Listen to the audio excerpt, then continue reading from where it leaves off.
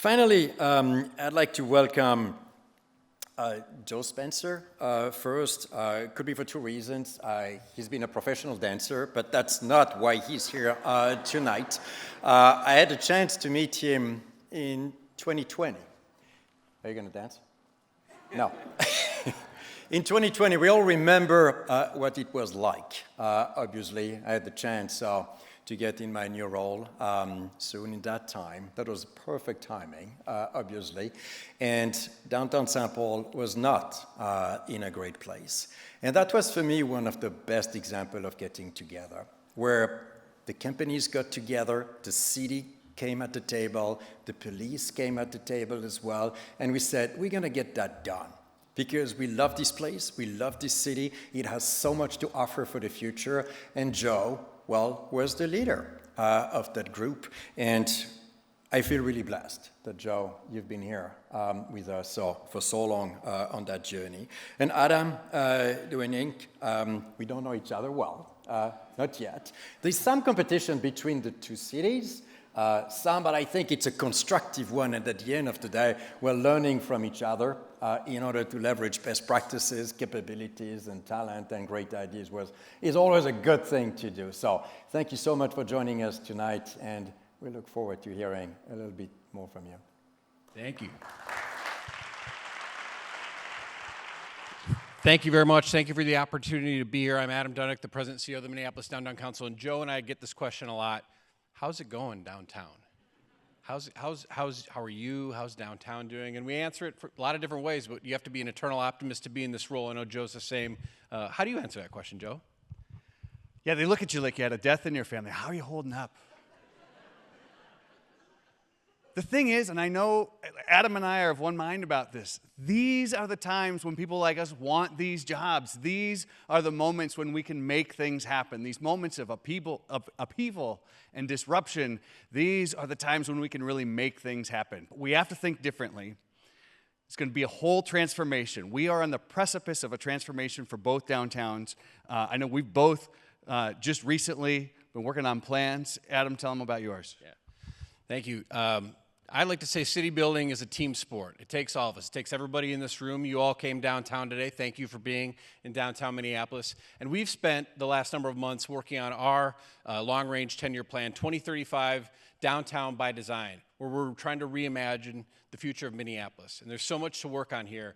There's the strengths that we can lean into, like our irresistible vibe, arts, entertainment, culture, sports teams, attending events, things like gatherings like this, gatherings like huge concerts, and that's what's really driving the economic recovery. We've seen the data that supports that. But also, what are some of the other fundamental things we have to do better? Foundational safety, creating and maintaining hassle-free systems for our city so it's easier to do business here, to grow your business here, and to interact as a user with downtown, whether you're coming down here via bus, transit, driving and parking, wayfinding, all those basic things that make a good city great. And then lastly, neighborhood cultivation. We're really rethinking that in a huge way right now. These central business districts, or CBDs as they're known in sort of urban speak, are being rethought of as central experience districts.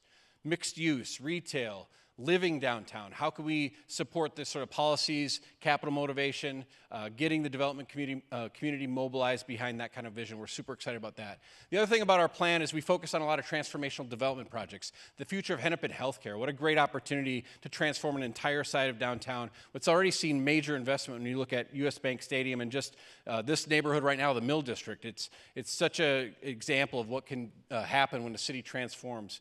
Other transformative projects like the future of Nicollet Mall and how to pedestrianize the mall, make it an amenity for the office space, help bringing people down there and making it a great place to live as well. And then lastly, we take on big issues like skyways and economic development and retail. And I'll even just mention economic development briefly because of our partnership with Greater MSP. And we're working as closely with them as we can. We're super excited about some of the work we're rolling out. And we're excited about downtown being a future potential innovation hub, an opportunity for the tech jobs to connect with the rest of the broader business community. There's never been more excitement and investment and interest in downtown Minneapolis, despite our challenges. I urge you all to get involved in the way that you can, and thank you for the opportunity to be here.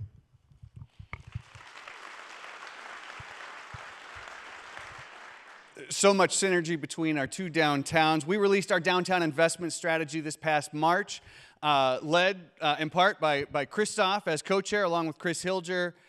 There are three main pillars to this strategy. Our goal was to have a strategy that would help us add 20,000 residents, 20,000 jobs, and add 20% more visitors to downtown St. Paul.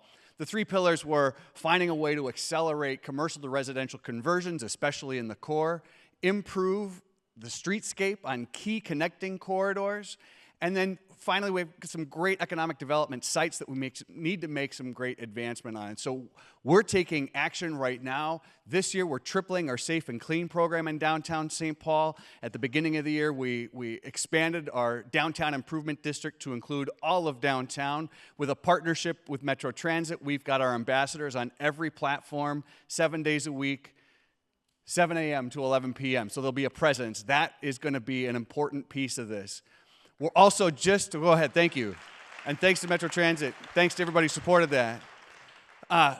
Just last week, we announced the creation of the Downtown Development Corporation so that we can get directly engaged in some of the real estate opportunities in downtown St. Paul. Next up, we've got to get that arena renovation done and create a whole new entertainment district around what's now the Excel Center. That is a key to us growing into the future, is building on that strength.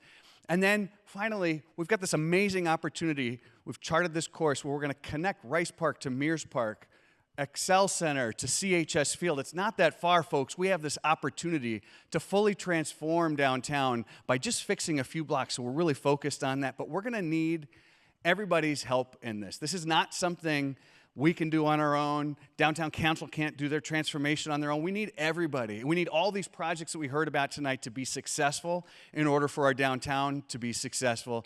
But similarly, we need our downtowns to be successful in order for any of these projects to be successful. This is a symbiotic relationship we have. We're depending on you, and we're going to do our best to deliver and do what we can. But we really deeply appreciate this partnership, Greater MSP, and everybody in this room. Thank you.